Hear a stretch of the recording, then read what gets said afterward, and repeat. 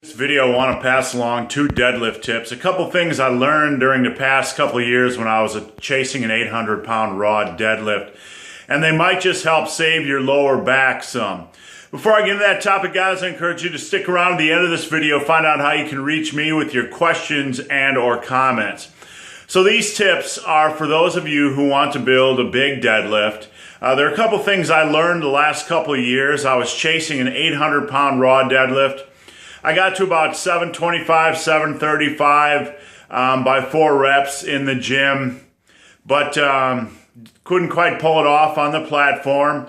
I came down with some cramping issues, as some of you have heard in past videos. So anyway, during this time, the last 3 years, when I was improving my deadlift from about a 622 deadlift, which was my deadlift at my first meet, to close to an 800-pound deadlift, I learned a couple very important things about deadlift training. Two important things that I want to share with you.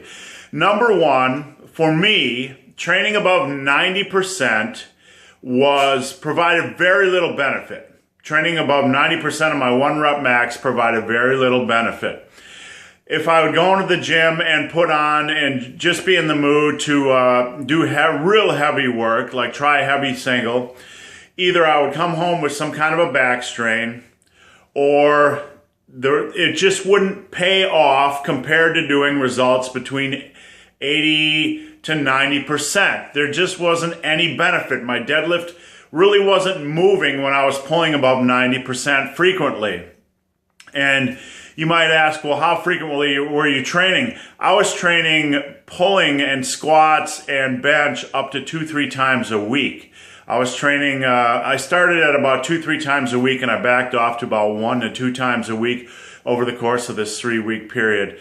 So that I found when I was deadlifting above 90%, my bench kind of didn't do much. But when I dialed it back down to under 90% and focused on a daily heavy set, heavy rep between 85 to 90%, and then did some back off work, some back off reps, that my deadlift moved better.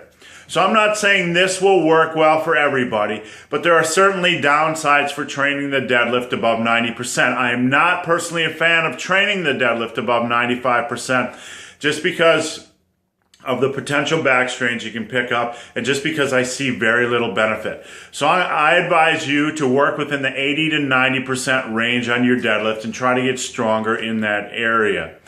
The second tip I have for you guys is, and this will help save your lower back as well, if lower back is an issue when training on the deadlift, is that I didn't need to floor pull. I didn't need to floor pull.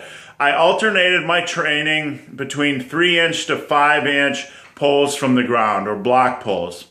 I found that with this type of training, even with the 3-inch pulls, my lower back handled them much better. My lower back handled the 3-inch rack pulls or block pulls much better than floor pulls.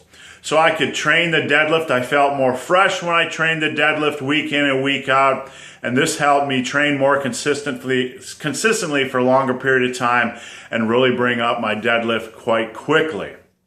So if you want to try something different with your deadlift training, and or you're having lower back issues, you can't keep that lower back healthy even though you have good deadlift form, I recommend, number one, not training your deadlift above 90%. Maybe once or twice a year you can test it, but I prefer to see you test it at meets if you want to go that route.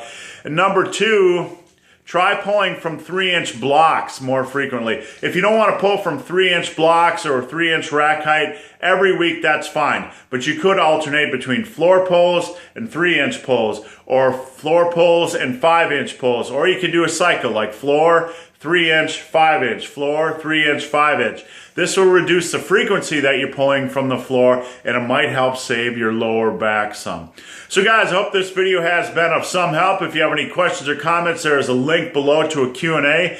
Come on over, ask me any questions you want on strength training, muscle building, diet, nutrition, supplementation, or motivation. So guys, as always, thanks for watching. Have a great day.